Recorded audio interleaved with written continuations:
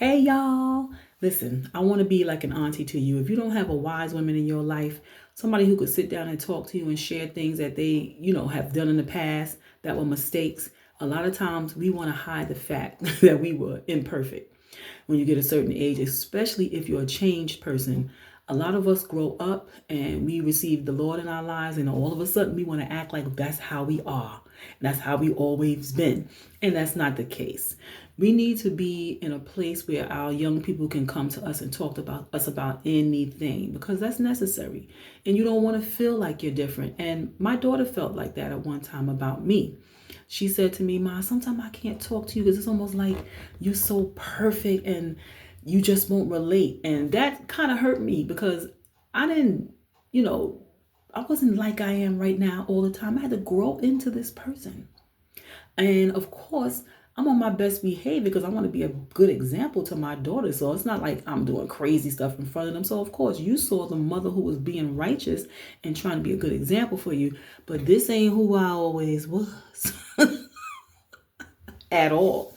And, I had to share that with her because I didn't want her to feel like, oh, this lady, she's like an angel. She's unreal. And no. I make mistakes. I've made mistakes. I've done some absolutely stupid things in my life. Let me put some of this on my hands. My hands feel so dry. I've done some absolutely stupid things in my life and things that are or were embarrassing to talk about at one time, but I'm willing to discuss it if it's going to help save somebody else's life. Now, I want to talk about this particular guy that I met. I like to tell these stories of when I was younger because I did some foolish things. I allowed men into my personal space, and they were basically strangers, point blank, period. They were strangers because I met them on the street. We talked on the phone for a little bit, and next thing you know, it was, oh, can I come by your house? I'm going to bring a little Chinese food and we could watch a movie. Because back then, it wasn't Netflix, but it was video stores. We had so many video stores we go get our DVDs from, and that's how we did it back then. And if you were a single mother, more than likely, you didn't have opportunity to have a babysitter spur of the moment. And most guys knew that. They didn't have their own place, and if you had yours, oh my goodness, they thought they were in heaven. They was going to be up in your house chilling. Nonetheless, my foolish behind thought that was cool. I was lonely. I had broken up with my children's father, whom I was married to. I had two daughters at the time. And, it was weird trying to get reacquainted to being by myself when he was my boyfriend since I was 16. And here I am now in my 20s. It felt weird. I enjoyed the company of men and I did things in a foolish manner. And if that was my daughters telling me this story, I would have had a fit because we know that things are hard and crazy. The people are nuts. People will come into your space and kill you and rape you and go about their business. And it's not wise for a young lady to do stupid stuff like that. But let me tell you one of my stories. I shared one. If y'all look it up, I think I titled it, I trusted him. I thought he was a friend and he tried to rape me. Y'all need to check that one out too. That one is kind of long. I'm trying not to be too long-winded because I don't want to bore you, but sometimes you got to get in detail. And I want to share these things with you young ladies and older women because a lot of old women are doing foolish things too, if you could believe it. I've met some.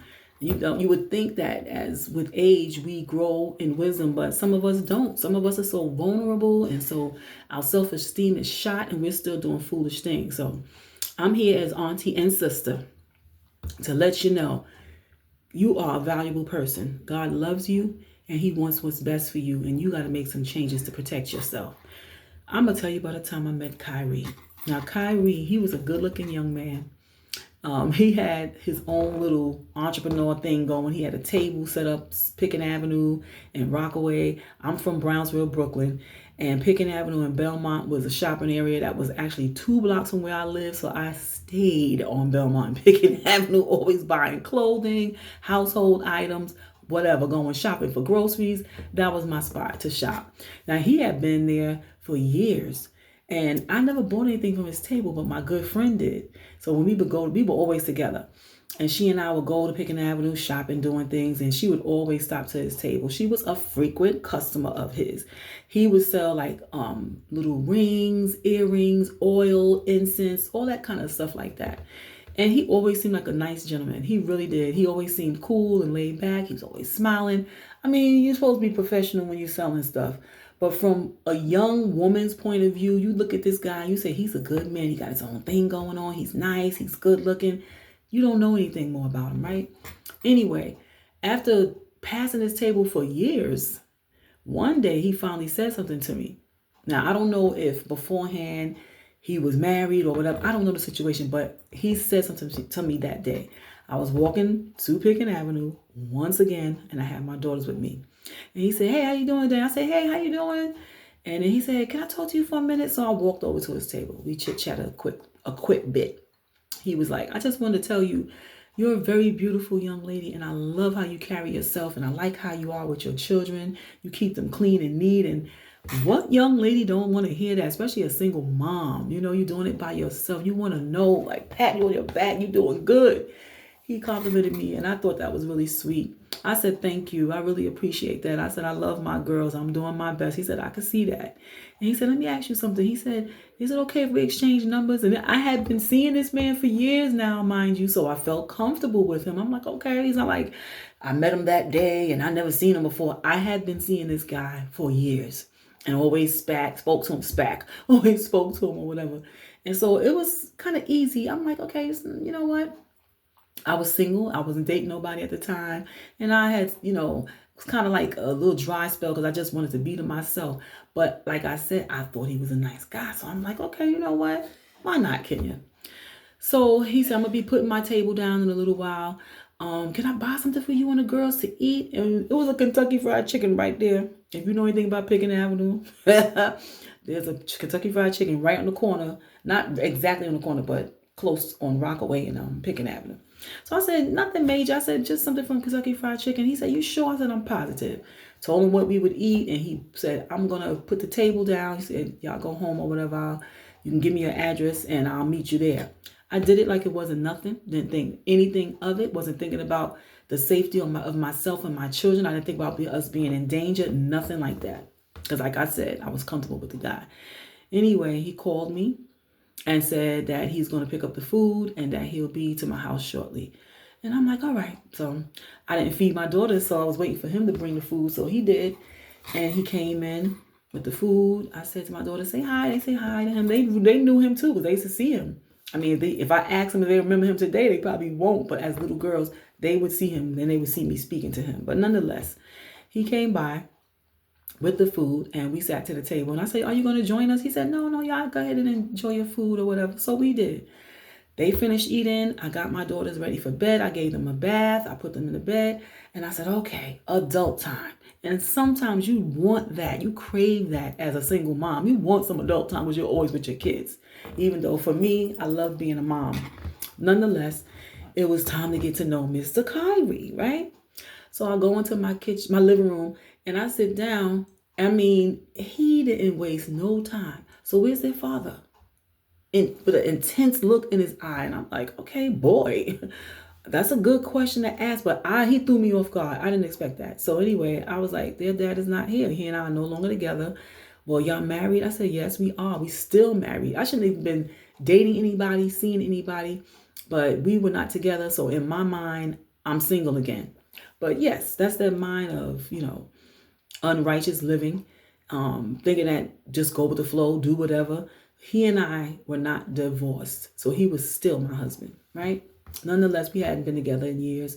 And I kept trying to get him to get this divorce. And he was giving me a time about that. But nonetheless, I explained that to him.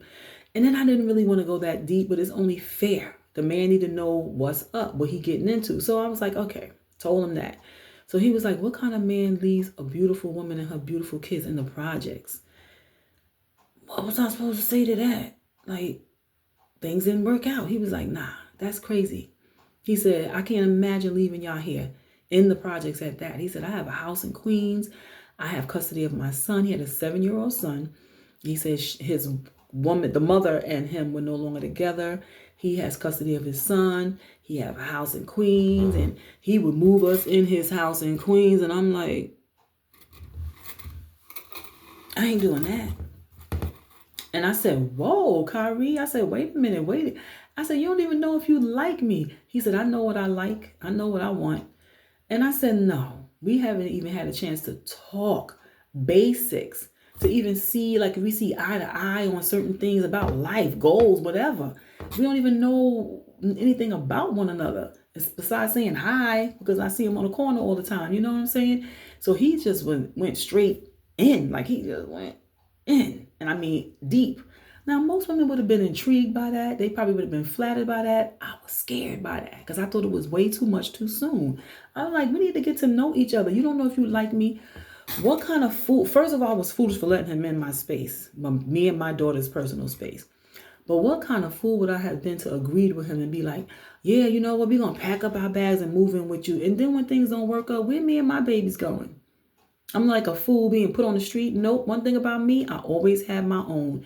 It might not have been the best neighborhood, but I always had my own space since I was 18.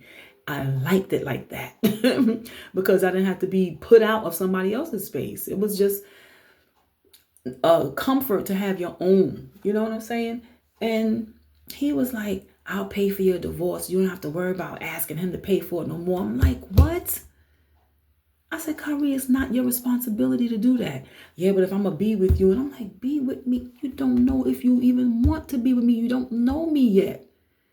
It was too much. And he was so intense, and he was a big guy. He's like 6'2", over 200 pounds, nice size. He was a good looking man, to be honest with you. He's a very good looking man. But you know what? Looks ain't everything. Sometimes people ain't got it all. And it could be very scary. Now I got this big guy up in my house. My daughters are in the room. And he could have hurt me. If he had a weapon or something, he would decide he want to rape me and rape my children, kill us up. We would have been in trouble. And it would have been my doing, because I let him in there.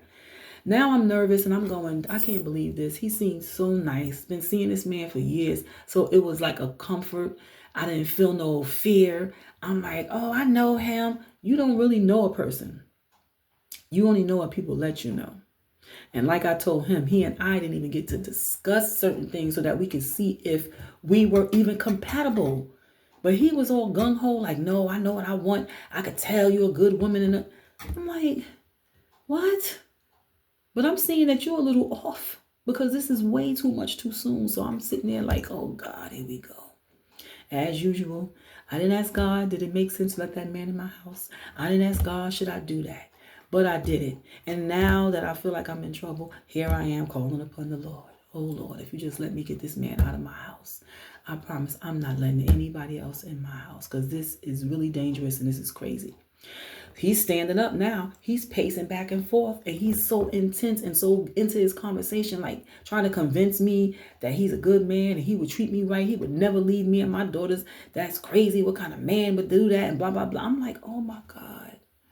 This is really intense. I said to him, Kyrie, I don't think this is going to work. Could you please leave?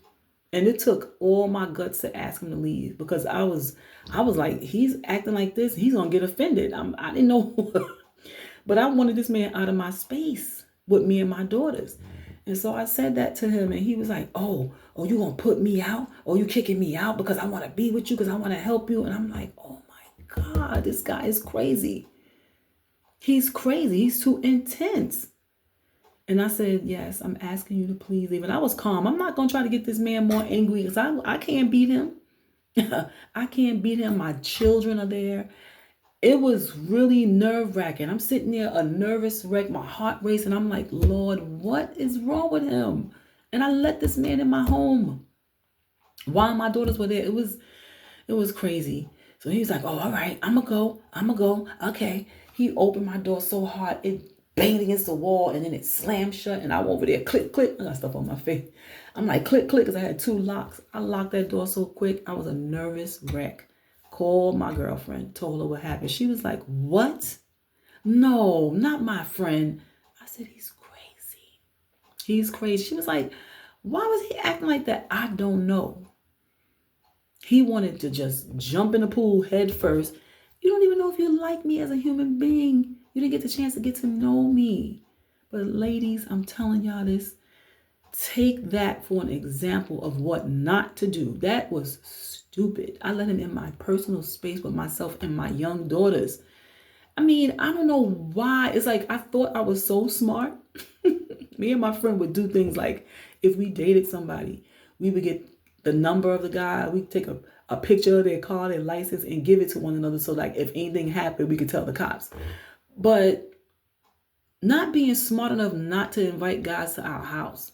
I think it was a comfort and a convenience of having your own space and just being in the comfort of your home and inviting them in to just have adult time. We thought it was chill, it was cool, but it was never smart. As a woman, that's the worst thing you could ever do.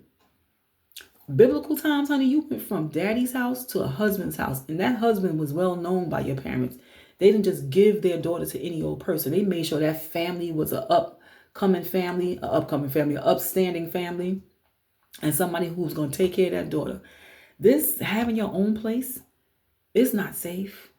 Because ladies, we do stupid stuff. Meeting guys and we feeling like we are grown, bringing them back to your place. Women are being raped and murdered. Women are being stalked. It is not safe. And I'm not trying to discourage you from dating, because it's nice to date to have a husband. You date to get married, not date to be sleeping around. That's not what we do. Righteous women are wise. We make wise choices. We have people in our lives who care about us, and they are the ones who give us good advice. And if you don't have that, here I am. I have so much wisdom to share. Young ladies, do not invite men to your home. Let them be a gentleman. Let them take you out. And it don't have to be nothing expensive, because half these men get upset about that. Oh, these women want to go have steak dinners and lobster dinners. Okay, let's go have coffee. Let's go sit somewhere in the park. Let's chit chat at the park. Let's meet at a gym. Let's work out together. And let's talk. But not come to my home. Not in my personal space. Where if things don't work out and you're a nut, now I have you stalking me and standing outside my home when I come home. Oh, you following me, waiting for me? No, we got to be wise. We got to make better judgment calls, family. Better judgment calls, ladies. Peace, love, and blessings. Until next time.